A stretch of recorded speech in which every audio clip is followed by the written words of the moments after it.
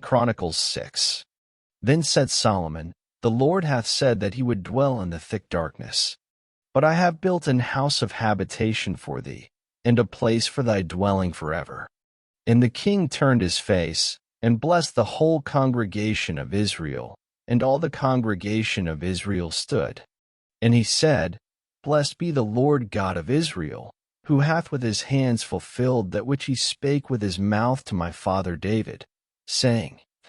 Since the day that I brought forth my people out of the land of Egypt, I chose no city among all the tribes of Israel to build an house in, that my name might be there. Neither chose I any man to be a ruler over my people Israel.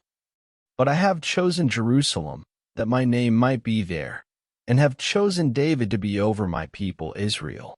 Now it was in the heart of David my father to build an house for the name of the Lord God of Israel. But the Lord said to David my father, Forasmuch as it was in thine heart to build an house for my name, thou didst dwell in that it was in thine heart. Notwithstanding thou shalt not build the house, but thy son which shall come forth out of thy loins, he shall build the house for my name. The Lord therefore hath performed his word that he hath spoken. For I am risen up in the room of David my father, and am set on the throne of Israel, as the Lord promised, and have built the house for the name of the Lord God of Israel. And in it have I put the ark, wherein is the covenant of the Lord, that he made with the children of Israel.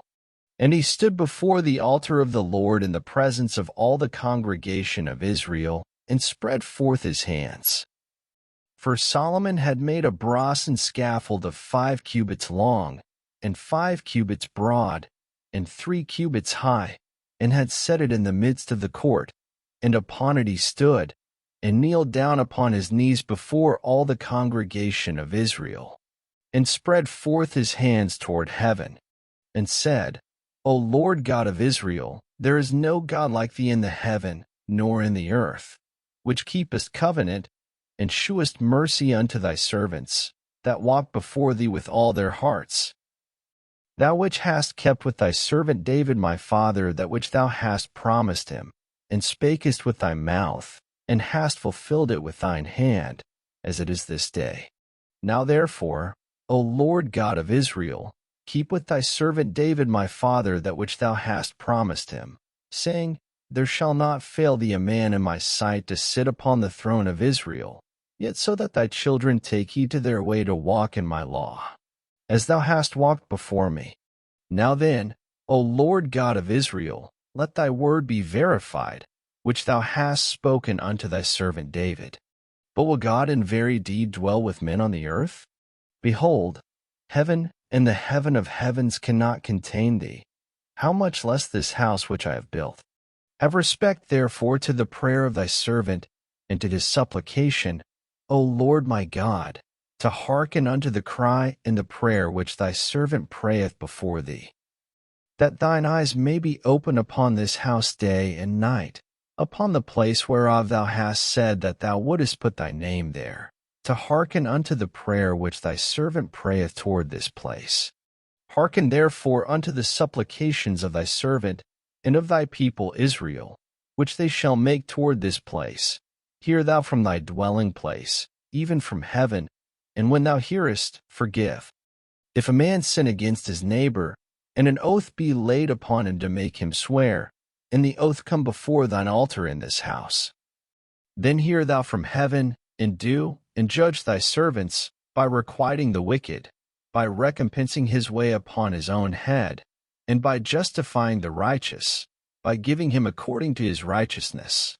And if thy people Israel be put to the worse before the enemy, because they have sinned against thee, and shall return and confess thy name, and pray and make supplication before thee in this house, then hear thou from the heavens, and forgive the sin of thy people Israel, and bring them again unto the land which thou gavest to them and to their fathers. When the heaven is shut up, and there is no rain, because they have sinned against thee, yet if they pray toward this place, and confess thy name, and turn from their sin, when thou dost afflict them,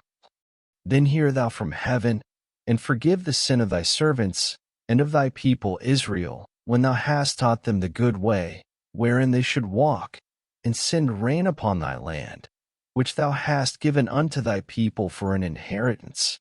If there be dearth in the land, if there be pestilence, if there be blasting, or mildew, locusts, or caterpillars, if their enemies besiege them in the cities of their land,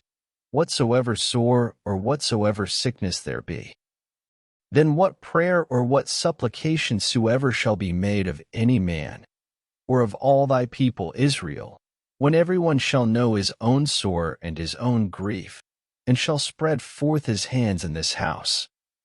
then hear thou from heaven thy dwelling place, and forgive, and render unto every man according unto all his ways, whose heart thou knowest. For thou only knowest the hearts of the children of men, that they may fear thee, to walk in thy ways, so long as they live in the land which thou gavest unto our fathers.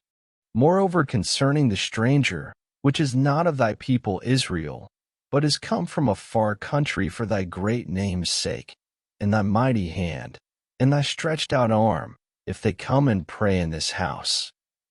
then hear thou from the heavens, even from thy dwelling place, and do according to all that the stranger calleth to thee for, that all people of the earth may know thy name, and fear thee, as doth thy people Israel,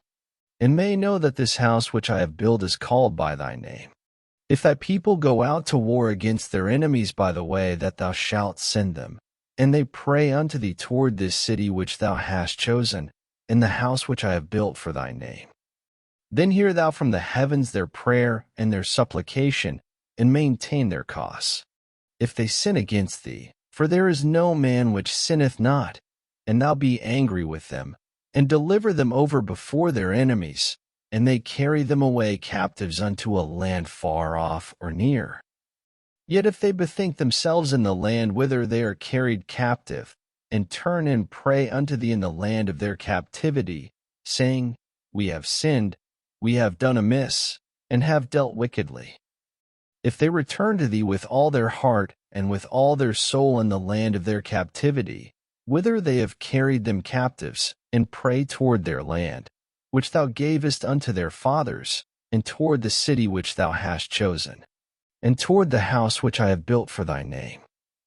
then hear thou from the heavens, even from thy dwelling place, their prayer and their supplications, and maintain their cause, and forgive thy people which have sinned against thee. Now, my God, let, I beseech thee, thine eyes be open, and let thine ears be attent unto the prayer that is made in this place. Now therefore arise, O Lord God, into thy resting place, thou, and the ark of thy strength. Let thy priests, O Lord God, be clothed with salvation, and let thy saints rejoice in goodness. O Lord God, turn not away the face of thine anointed. Remember the mercies of David thy servant.